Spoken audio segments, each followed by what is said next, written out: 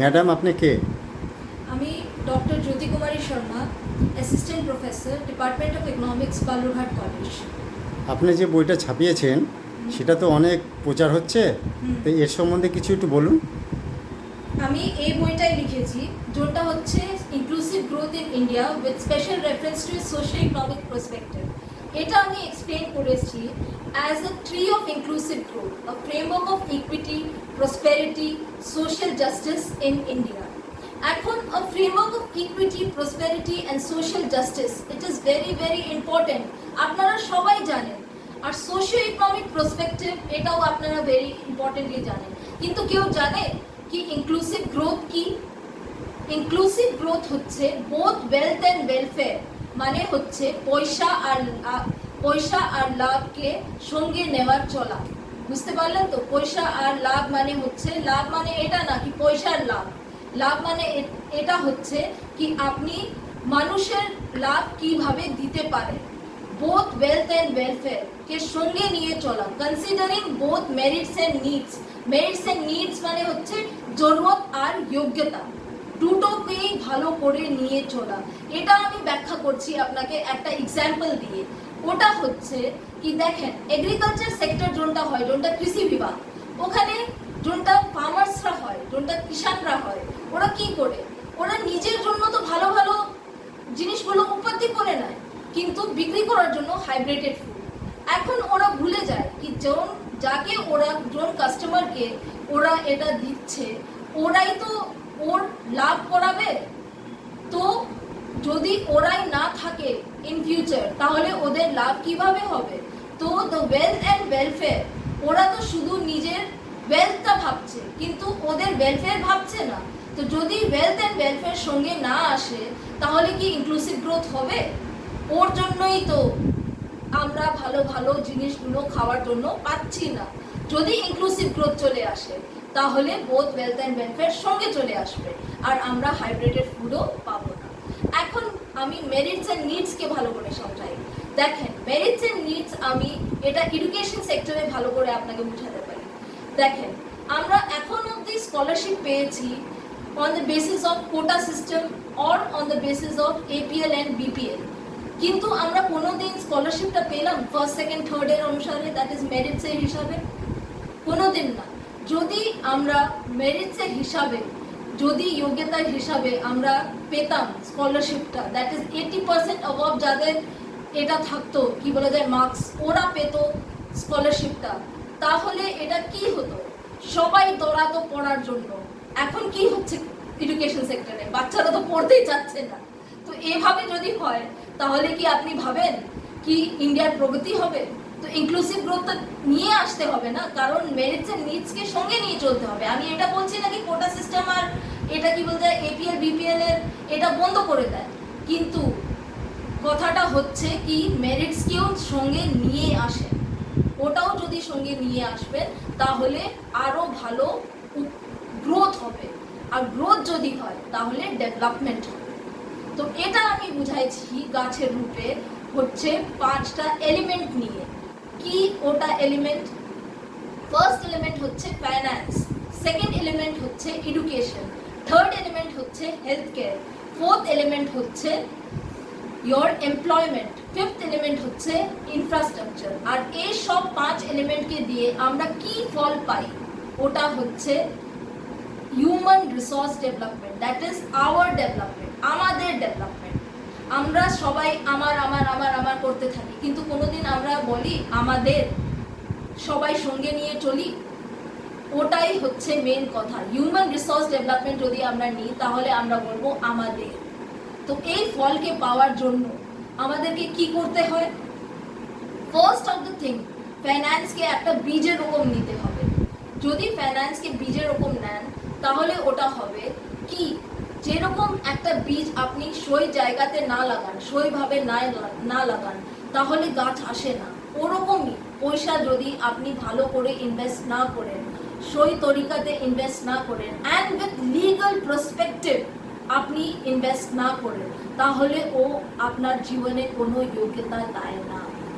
এটাই হচ্ছে ফাইন্যান্সের মূল্য কথা, যেটা আপনাকে জানতে হবে। এই বই থেকে আপনি বুঝতে পারবেন। তারপরে হচ্ছে এডুকেশনকে বলা হয় রুট অফ ইনক্লুসিভ গ্রোথ। ওটা রুট কেন বলা হয়? রুট মানে জড় কেন বলা হয়? কারণ হচ্ছে নলেজ হচ্ছে বেস অফ এভরিথিং, সব জিনিসের বেস। ওটা যদি বেস নিয়ে আমরা চলি তাহলেই তো আমরা আগে বলতে পারবো। যদি এডুকেশনই আমরা না নিই, নলেজই আমরা গেইন না করি, শুধু আমরা ডিগ্রির জন্য পড়তে যাচ্ছি, একটা নোটস নিয়ে নিচ্ছি, ওটা নোটস নিয়ে আমরা শুধু পড়তে ভাবছি আর একটা এক্সাম পাস করলাম, বাস হয়ে গেল। এটা যদি হয় তাহলে কি আমরা যোগ্য ক্যান্ডিডেট পাবো এমপ্লয়মেন্টের জন্য? কোনো দিন না। তো যদি রুটটাই স্ট্রং না হয় তাহলে তো গাছ আমরা পাবোই না। তো ওটাই হচ্ছে বেস, হচ্ছে এডুকেশন। তো এডুকেশনকে আমাদেরকে ভালো করে নিয়ে চলতে হয়। এখন হচ্ছে আমরা দেখি কি হয়, স্টুডেন্টসরা কিভাবে পড়ছে। ওরা ক্লাসেস বাঙ্ক করে যায় না। প্রাইভেট সেক্টরে তো ওরা বাঙ্ক করতে পারে না, কারণ ওখানে অ্যাটেন্ডেন্স ফ্যাক্টর হয়, কিন্তু গভর্নমেন্ট সেক্টরে একটু কেয়ারলেস হয়ে যায়। কারণ হচ্ছে কি ওখানে একটু ওদেরকে ফ্রি ফান্ড ছেড়ে দেওয়া যায় কি okay fine, if you are not coming then no problem. But bunking করাটা বন্ধ করানো ইট ইজ ইম্পর্টেন্ট। আর যদি টিচার্সরা এখন ওদেরকে বকা দিচ্ছে, তো টিচার্সরা বকা পাচ্ছে কি আমার ছেলেকে আমার মেয়েকে কেন বকা দিলেন? আরে বাবা, যদি ওরা না পড়াশোনা করে তো টিচার্সরা বকা দিতে পারে না? যদি টিচার্সরা বকা না দেয় তাহলে ওরা কিভাবে বুঝবে কি ওরা গলত করছে? আর ভালো করে বুঝানেও ওরা তো বুঝবেই না, কারণ হচ্ছে দে উইল টেক ইট, থাক বললো হয়ে গেল। So on that basis also আমি তো বকা দিই না, কিন্তু আমি ভালো করেই বুঝাই। কিন্তু দ্য থিং ইজ দ্যাট আমি বলছি অন্য টিচার্সদের পক্ষে থেকে, দ্য থিং ইজ দ্যাট এভাবে যদি না চলে সিস্টেমটা, আমাদের আগে গুরুকুল সিস্টেমে কেমন হতো, সবাই নিজের ব্রেন ইউজ করতো। কিন্তু এখন কি হচ্ছে, এআই চলে আসছে, তো আর্টিফিশিয়াল ইন্টেলিজেন্স, তো সবাই কম্পিউটার নিয়ে বসে থাকছে, কিন্তু মনে কিছু রাখছে না, দিমাগে কিচ্ছু রাখছে না। ইভেন দ্য কন্ট্যাক্ট নাম্বারস ওদের মুখস্থ নাই। তো এটা নিয়ে আপনারা ভাবছেন কি কেউ ব্রেন ইউজ করছে? তাহলে যদি ব্রেনই ভালো না থাকে তাহলে আপনারা কি ভাবেন কি জড়টা কি মজবুত হবে? তো জড়ই মজবুত না হয় তো গাছ পাবেন? কোনোদিন পাবেন না। তারপরে হচ্ছে আপনার হেলথ কেয়ার মানে স্বাস্থ্যকে বলা হয় খাদ, দ্যাট ইজ র মেটেরিয়াল। এখন স্বাস্থ্যকে খাদ কেন বলা হয়?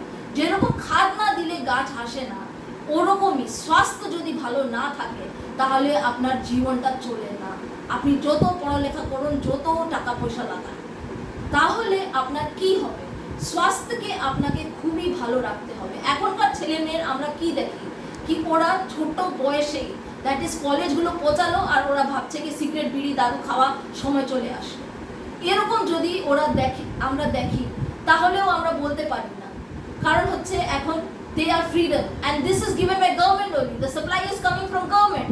ওরা এটা বলে, এটা injurious to health লেখা আছে, but still ওরা they will have because supply is given। but we forget one thing, আমরা একটা জিনিস forget করি কি যদি আমরা সাপ্লাই বন্ধ করে দিই তো ডিমান্ড এমনি মরে যাবে। আর একটা আরো কথা, যদি আমরা ওদের ডিমান্ডটাই শেষ করে দিই তাহলে সাপ্লাইও হবে না, because supply is made out of demand and demand is made out of supply।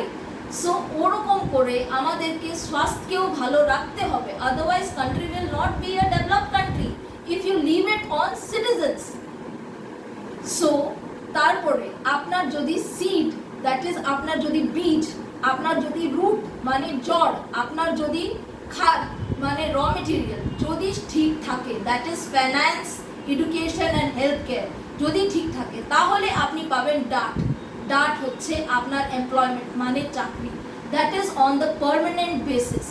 আর ওটা আপনি পাবেন খুব ভালো যোগ্য ক্যান্ডিডেট থেকে, কারণ হচ্ছে ওরা ভালো করে পড়ে লিখে আসবে।